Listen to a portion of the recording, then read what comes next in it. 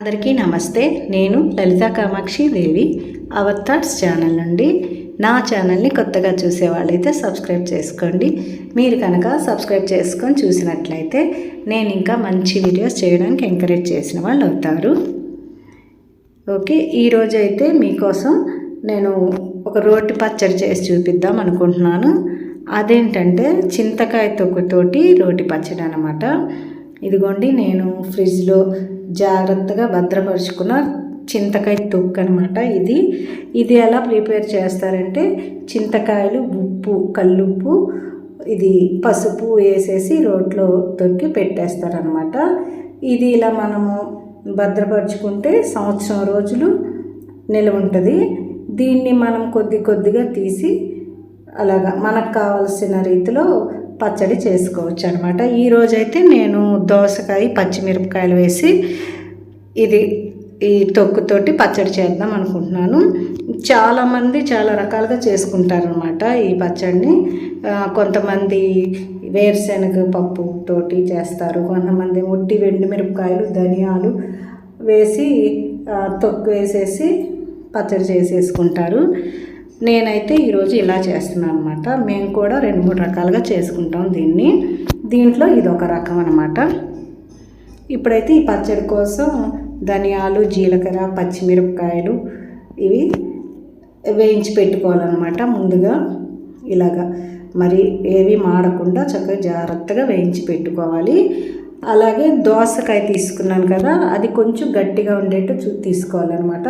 మరి పండిపోయినట్టు అలా ఉండకూడదు. పండిపోతే పచ్చడి టేస్ట్ కూడా ఉండదన్నమాట. అందుకని కొంచెం గట్టిది తీసుకొని చక్కగా వాటిని చిన్న చిన్న ముక్కలుగా తరిగి పెట్టేసుకోవాలన్నమాట పక్కన. ఇప్పుడు దాన్ని కూడా కొంచెం ఆయిల్ వేసి మగ్గ పెట్టుకోవాలి. జస్ట్ అంటే వేపడము అలాంటివి ఏం చేయకూడదు అనమాట, వేగకూడదు. కొంచెం ముక్కలు మగ్గితే సరిపోతుంది.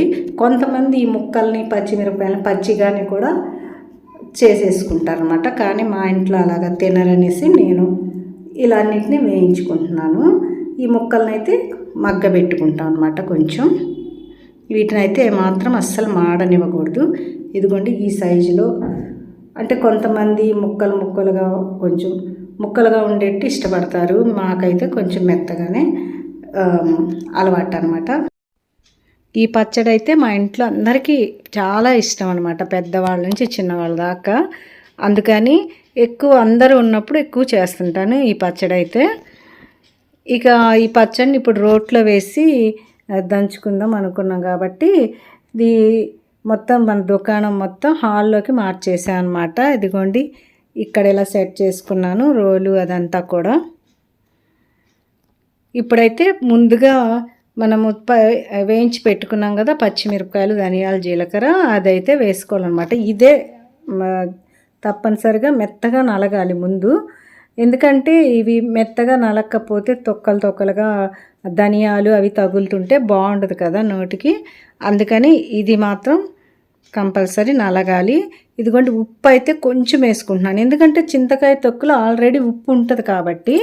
అంటే మనము దోసకాయ కలుపుతున్నాం కాబట్టి కొంచెం అలా 2 స్పూన్లు అలా వేసుకున్నాను, సరిపోద్ది అనమాట. మరీ ఉప్పగా ఉన్నా కూడా బాగుండదు కదా. ఇదిగోండి మాదైతే ఇది చిన్ని బుజ్జి రోలు అనమాట. ఇది అంటే ఇళ్ళల్లో తప్పనిసరిగా ఒక రోలు ఉండాలి కాబట్టి ఇంత చిన్నది ఇలా వంటింట్లో పెట్టుకోవడానికని తీసుకున్నాం అనమాట. ఇదివరకు ఏంటంటే పెద్ద పెద్ద పెరట్లు అవి ఉండేవి కాబట్టి అక్కడ ఒక దిమ్మె కట్టేసి, సిమెంట్ దిమ్మె, దాని మీద ఫిక్స్ చేసేవాళ్ళు పెద్ద పెద్ద రాళ్ళని. అక్కడే ఇంకా పచ్చళ్ళు రుబ్బుకున్న, మనము పిండ్లు రుబ్బుకోవడం అవన్నీ మిక్సీలు అవి గ్రైండర్లు లేని రోజుల్లో అలా చేసుకునేవాళ్ళు కదా. ఇప్పుడు మనం రోటి పచ్చడి అంటే కంపల్సరీ రోట్లోనే చెయ్యాలని ఏం లేదు కదా, మిక్సీలో కూడా ఈ టేస్ట్ తెప్పించుకోవచ్చు. కాకపోతే ఈరోజు ఇదిగోండి మీకు అందరికీ సరదాగా కబుర్లు చెప్తా ఇలాగా నేను నూరుతున్నాను అనమాట. ఇప్పుడైతే ఇది బాగా మెత్తగా నలిగిపోయింది. చెప్పాను కదా అసలు ఎక్కడ తొక్కలు అవి తగలకూడదు. అప్పట్లో అయితే మన అమ్మమ్మలు, నానమ్మలు అన్ని రకాల ఊరగాయ పచ్చళ్ళు పెట్టి చక్కగా పిల్లలందరికీ పంచడం, సంవత్సరానికి సరిపడా వాళ్ళకి పనికి వచ్చేట్టుగా పెట్టేవాళ్ళు. అలాగే ఎవరైనా పెట్టుకోలేని వాళ్ళు ఉంటే ఇరుగు పొరుగు వాళ్ళు కానీ బంధువులు కానీ ఉంటే వాళ్ళకు కూడా పంపించేవాళ్ళు అనమాట. మా అమ్మ కూడా చాలా బాగా పెట్టేది అనమాట. అన్ని రకాల పచ్చళ్ళు పెట్టి ఎవరైనా ఇట్లాగే పెట్టుకోలేని వాళ్ళు, చిన్నవాళ్ళకి చేతగాని వాళ్ళు ఉంటారు కదా, వాళ్ళకు కూడా ఇచ్చేదనమాట. కానీ మళ్ళీ మా జనరేషన్ వచ్చేసరికి పచ్చళ్ళు అనేది అయితే అసలు ఇక పట్టడం మానేసాము. అదిను ఇప్పుడు ఊరగాయ పచ్చళ్ళు అనేవి అంత హెల్త్కి మంచిది కాదు కాబట్టి ఈ బీపీలు, షుగర్లు, ఎసిడిటీలు ఇవన్నీ ఉంటున్నాయి కదా అందరికీ. అందుకని వాటిని అయితే చాలా వరకు అవాయిడ్ చేసామన్నమాట. కాకపోతే ఎప్పుడైనా తినాలి అనిపించినప్పుడు మాత్రం మనకి ఆపద్బాంధవుల్లాగా ఉంటున్నాయి కదా స్వగృహ ఫుడ్స్, వాటిల్లో తెచ్చుకొని మనం కావాల్సినంత తెచ్చుకొని అలా తిన్నాం అనిపిస్తున్నాము. ఇదిగోండి ఇప్పుడైతే ఈ దోసకాయ ముక్కలు కూడా నలిగిపోయినాయి అన్నమాట మెత్తగా. అంటే కొంతమంది కొంచెం ముక్కలుగా ఉంచుకుంటారు. చెప్పాను కదా మా ఇంట్లో అట్లాగా ముక్కలు ఉంటే అంత ఇష్టపడరు, అందుకనే బాగా మెత్తగా చేసేసాను అనమాట. ఇంకా ఇప్పుడైతే ఈ చింతకాయ తొక్కుని వేసుకోవాలి. ఇదిగోండి మనము దోసకాయ వేసాం కాబట్టి ఇది ఎక్కువ వేసుకోక్కర్లేదనమాట. ఎందుకంటే దోసకాయ కూడా కొంచెం పుల్లగానే ఉంటుంది కదా. ఇది ఎక్కువ వేస్తే ఏంటంటే మరీ పులుపు ఎక్కువైపోయి అంత తినబుద్ధి అవ్వదు. అందుకని నేను జస్ట్ ఈ క్వాంటిటీకి తగ్గట్టు 2 స్పూన్సే వేస్తున్నాను అనమాట. ఇప్పుడు ఈ తొక్కు అయితే ఇంకా ఎలాగో దోసకాయ నలిగిపోయింది కాబట్టి ఇంకా చింతకాయ తొక్కు వేసాక ఎక్కువసేపు అయితే దంచక్కర్లేదు, జస్ట్ ఊరికే అలాగా తిప్పేస్తే సరిపోద్ది అనమాట. ఇప్పుడు దీంట్లో అయితే మనము ఫ్రిడ్జ్లో పెట్టేటప్పుడు ఎటువంటి స్పూన్స్ కానీ ఏమి పెట్టకుండా పెట్టేయాలి. స్పూన్స్ అవి పెడితే ఏంటంటే స్టీల్ స్పూన్స్ పెట్టామంటే తుప్పులాగా వచ్చేస్తుంది కదా, అదంతా కూడా దానికి అంటుకుంటుంది. అట్లాగే పచ్చడి పాడైపోద్ది అనమాట. అందుకే ఎటువంటి స్పూన్స్ కానీ ఏం పెట్టకుండా ఇలా జాగ్రత్తగా మూత పెట్టి మళ్ళీ భద్రపరుచుకోవాలన్నమాట. ఇదిగోండి ఈ తొక్కేసాకైతే ఇక ఒకసారి అలాగా తిప్పేస్తే సరిపోతుందన్నమాట. మందికి భోజనంలో వేడి వేడి అన్నంలో నెయ్యి వేసుకొని ముందుగా ఒక ముద్దన్నా సరే పచ్చడితో తినడం అలవాటు ఉంటుంది కదా. అలాంటి వాళ్ళు ఏంటంటే ఇలాంటి రోటి పచ్చళ్ళు చేసి పెట్టుకున్నారంటే చక్కగా వారం 10 రోజులు కూడా ఇవి నిల్వ ఉంటాయి కాబట్టి వీటి వల్ల హెల్త్కి కూడా ఎటువంటి నష్టము ఉండదు కాబట్టి మనం ఇలాంటివి చేసి పెట్టుకోవచ్చు అనమాట.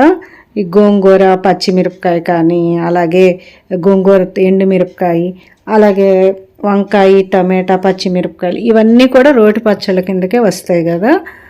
ఇలాంటివన్నీ చేసి మనం ఇంట్లో ఉంచుకున్నట్టయితే వారానికి ఒక పచ్చడి అలా చేసి పెట్టుకున్నట్టయితే చాలా ఈజీగా ఉంటుంది.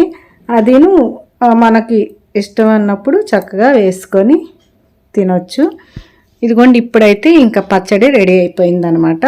అంటే తొక్కు వేసాక ఎక్కువ నూరన అవసరం లేదు కదా, అందుకని ఇంకా కంప్లీట్ అయిపోయింది ఇక పచ్చడి అయితే. ఇంకా దీన్ని ఇప్పుడైతే మనం ఇంకా తాలింపు పెట్టుకోవాలన్నమాట. తాలింపు అయితే దీనికి చాలా ఇంపార్టెంట్ అనమాట తాలింపు వేసుకోవడం అనేది. అంటే వాటిని బాగా ఎక్కువ ఆయిల్ వేసి అట్లా వేసుకుంటే మనకి వారం 10 రోజులైనా కూడా పచ్చడి ఏం అవ్వకుండా ఉంటుంది. అలాగే తడి స్పూన్స్ అవి పెట్టకుండా ఉండాలన్నమాట. ఇదిగోండి క్వాంటిటీ కూడా చాలా కొంచెమే చేసుకున్నాము. మాకు ఇది వారం 10 రోజులు ఈజీగా వస్తుంది అనమాట. అయినా సరే ఇంకా ఇప్పుడైతే మనం మళ్ళీ దుకాణం వంటింట్లోకి పెట్టేద్దాము. ఇదిగోండి ఇంకా బాణలు పెట్టేసి ఆయిల్ అయితే కొంచెం ఎక్కువే వేసుకోవాలి. ఏ పచ్చళ్ళకైనా సరే రోటి పచ్చళ్ళకైనా తాలింపు వేయాలంటే కొంచెం ఆయిల్ ఎక్కువ వేసుకుంటేనే టేస్ట్ ఉంటుంది అనమాట. ఇంకా నూనె కాగాక తాలింపు గింజలు ఇదిగోండి శనగపప్పు, మినప్పప్పు, జీలకర్ర, ఆవాలు అవన్నీ కూడా వేసేసుకోవాలన్నమాట. ఎండుమిరపకాయలు ఏంటంటే ఇవి వేగాక లాస్ట్లో అప్పుడు వేయాలన్నమాట ఎండుమిరపకాయలు. ఎందుకంటే ఎండుమిరపకాయలు ఊరికే మాడిపోతాయి కదా, అందుకని లాస్ట్లో వేసుకుంటే సరిపోతుంది. అలాగే కరివేపాకు కూడా బాగా వేసుకోవాలి.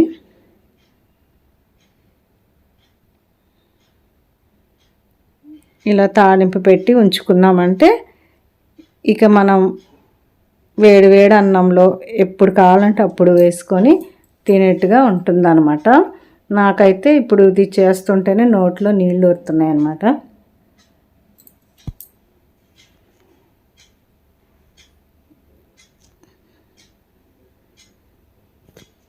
ఇంకా తాలింపు అయితే కంప్లీట్ అయిపోయింది. ఇప్పుడైతే తాలింపు చల్లారాక అప్పుడు మనము దంచుకున్న పచ్చడిని దీంట్లో వేయాలన్నమాట. ఇదే ప్రాసెస్ తోటే మనము మిక్సీలో కూడా వేసుకోవచ్చు, టేస్ట్గానే ఉంటుంది. అదేమి టేస్ట్ తక్కువేమి ఉండదండి, అది కూడా చాలా బాగుంటుంది. మిక్సీలో వేసుకున్నా కూడా చాలా బాగుంటుంది. ఇంకా ఇప్పుడైతే ఇది చల్లారాక ఈ పచ్చడిని ఇలా వేసేసి ఒకసారి మొత్తం తాలింపు అంతా కలిసేలాగా తిప్పేసి పెట్టుకొని ఇంకా ఇప్పుడైతే దీన్ని మనం ఒక ప్లాస్టిక్ డబ్బా కానీ లేదా పింగాణి వాటిలో కానీ తీసి పెట్టుకోవాలన్నమాట. ఎప్పుడైనా సరే పచ్చళ్ళు ప్లాస్టిక్ లేదా పింగాణి వాటిల్లో తీసి పెట్టుకుంటే మంచిది, లేదా గాజు దాంట్లో.